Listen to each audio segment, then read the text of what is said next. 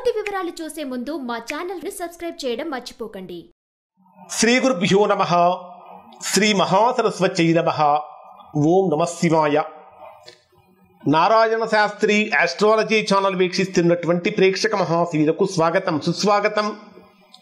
ఈరోజు మనము 2024వ సంవత్సరం అక్టోబర్ నెల 16వ తేదీ నుంచి 31వ తేదీ వరకు కర్కాటక రాశిలో జన్మించినటువంటి వారికి ఏ విధంగా ఉందో తెలుసుకుందాం. కర్కాటక రాశి వారి యొక్క ప్రస్తుత గ్రహస్థితిని కనుక పరిశీలించినట్లయితే దాదాపుగా ఒక 90% అనుకూలమైన ఫలితాలే కనిపిస్తున్నాయి. ఒక్క 10% ప్రతికూలతలు ఉన్నాయి. ఆ 10%కి కూడా ఏం చేసుకుంటే అనుకూలతలు కలుగుతాయో తెలియజేస్తాను.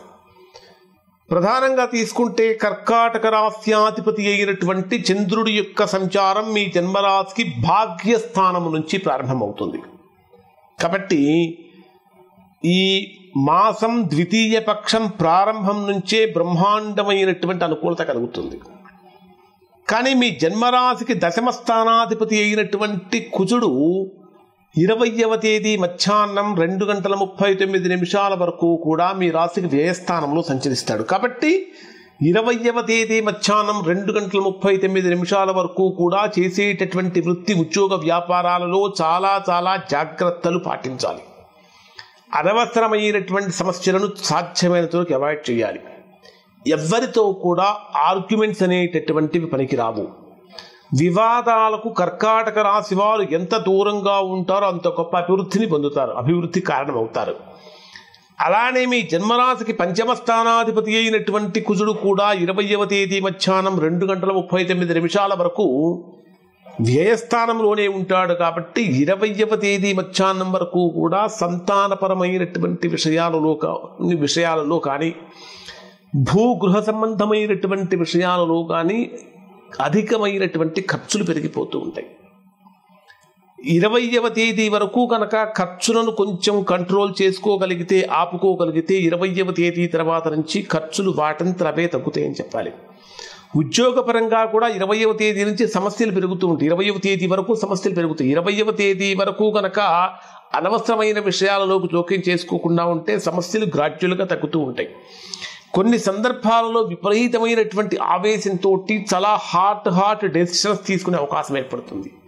అవి కర్కాటక రాశి వారి యొక్క వృత్తిపరమైనటువంటి జీవితం మీద ఎక్కువ ప్రభావాన్ని చూపిస్తాయి. కాబట్టి వేడి నిర్ణయాలు, వేడి మీన్స్ అంటే జీవితాన్ని తీవ్రంగా ప్రభావితం చేసేటటువంటి ప్రతికూలమైనటువంటి నిర్ణయాలను 20వ తేదీలోపు తీసుకోవద్దు. మిగిలిన విషయాలను కనుక పరిశీలిస్తే మీ రాశికి 4వ స్థానంలో రవి బుధ గ్రహాల యొక్క సంచారం. వాస్తవంగా చెప్పాలంటే ద్వితీయ స్థానాధిపతి అయిన రవి చతుర్థంలో నీచంలో సంచరిస్తున్నాడు. ద్వితీయ స్థానం అంటే ధనస్థానాధిపతి నీచంలో సంచరించేటప్పుడు కొద్దిగా ఆర్థికంగా ఫ్లక్చుయేషన్స్ అనేవి జరుగుతూ ఉంటాయి. సమయానికి రావాల్సిన సమయం చేతికి అందకపోవటం, లేదా విపరీతంగా వర్క్ చేయటం, శ్రమ ఎక్కువ అవ్వటం, ఫలితం తక్కువ రావటం కనిపిస్తూ ఉంటుంది. రవి బుధ గ్రహాలు చతుర్థ స్థానంలో, బుధుడు చతుర్థ స్థానంలో కనుక ఉంటే నిజంగా బ్రహ్మాండమైన యోగాన్ని ఇస్తాడు. అనేక రకాలైనటువంటి మానసికమైన ఆనందాన్ని, శారీరక దృఢత్వాన్ని, నిర్ణయాలలో చురుకుతనాన్ని కూడా కలిగిస్తాడంటే డెసిషన్ మేకింగ్ అనేటటువంటి చాలా ఫాస్ట్గా ఉంటుంది. కానీ రవితో కలిసినటువంటి కారణం చేత ఇప్పుడు చెప్పుకున్న ఫలితాలన్నీ కూడా కొంచెం తిరగబడతాయి. అంటే డెసిషన్ మేకింగ్ కొంచెం స్లో అవుతుంది, కొంచెం అన్ని రకాలుగా కూడా కొంచెం స్లో డౌన్ అవుతుంది. ఇక్కడ మీకు రవి బలహీనపడ్డాడు. కాబట్టి ఏ గ్రహం అయితే బలహీనపడిందో దానికి మనం బూస్ట్ ఇవ్వాలి, అంటే దానికి మనం పరిహారం చేసుకోవాలి. కాబట్టి కర్కాటక రాశిలో జన్మించినటువంటి వారు ఖచ్చితంగా ప్రతిరోజు మీరు ఎప్పుడు చేసినా చేయకపోయినా ఈ అక్టోబర్ 16వ తేదీ నుంచి ప్రతిరోజు సూర్య నమస్కారాలు చేయటం వలన కానీ, ఆదిత్య హృదయ పారాయణ చేయటం వలన కానీ మంచి ఫలితాన్ని పొందుతారు. పంచమ స్థానంలో శుక్రుడి యొక్క సంచారం జరుగుతున్నది. పంచమ స్థానంలో శుక్రుడు కనుక ఉంటే స్త్రీ మూలకమైనటువంటి లాభం కలుగుతుంది. స్త్రీ మూలకమైనటువంటి అనుకూలతలు పెరుగుతూ ఉంటాయి.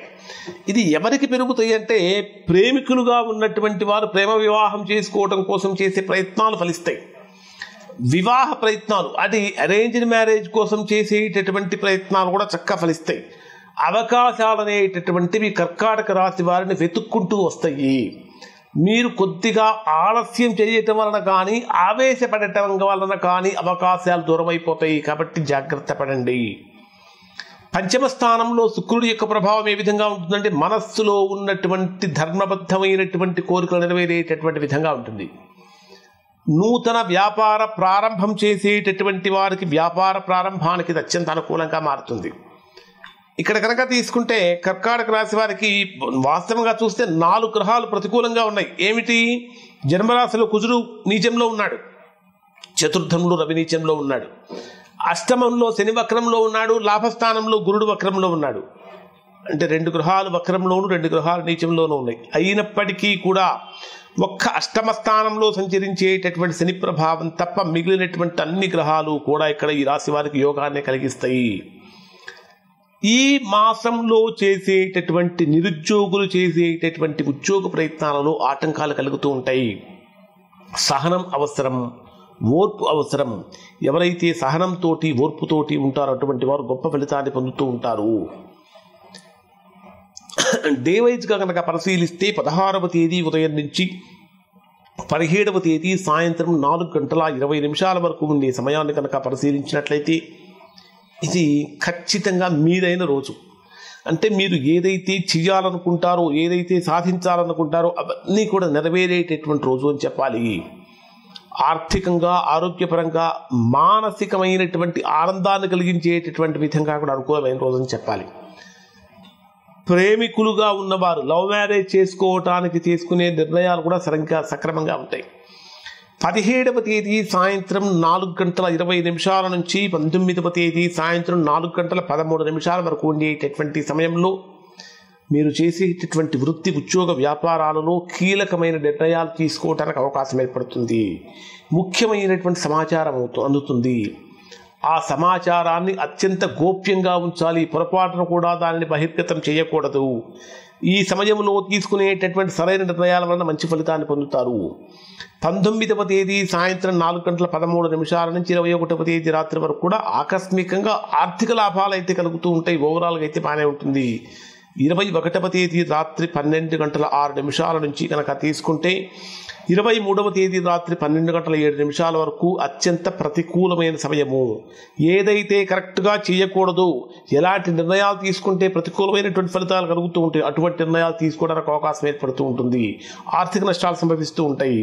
ఇక 23వ తేదీ రాత్రి 12:07 నుంచి 31వ తేదీ రాత్రి వరకు ఉండే సమయమంతా కూడా కర్కాటక రాశిలో జన్మించినటువంటి వారికి దాదాపుగా అనుకూలమైనటువంటి ఫలితాన్ని కలిగిస్తుంది. అది అన్ని రకాలుగా కూడా యోగాన్ని కలిగిస్తుంది. ఇప్పుడు చెప్పినటువంటి ఫలితాలు మనం గోచారాన్ని ఆధారంగా చేసుకొని చెప్పాం.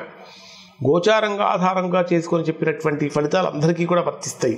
అయితే వ్యక్తిగత జాతకంలో దోషం ఎక్కువగా ఉన్నప్పుడు ఈ గొప్ప ఫలితాలు పొందలేరు. అటువంటి సందర్భంలో ఒకసారి మీ వ్యక్తిగత జాతకాన్ని విశ్లేషణ చేయించుకొని దోషం ఎక్కడుందో తెలుసుకొని దోష నివారణ కనుక చేయించుకుంటే చక్కగా సత్ఫలితాన్ని పొందుతారు. ఇవి కర్కాటక రాశికి సంబంధించినటువంటి ఫలితాలు. శుభం.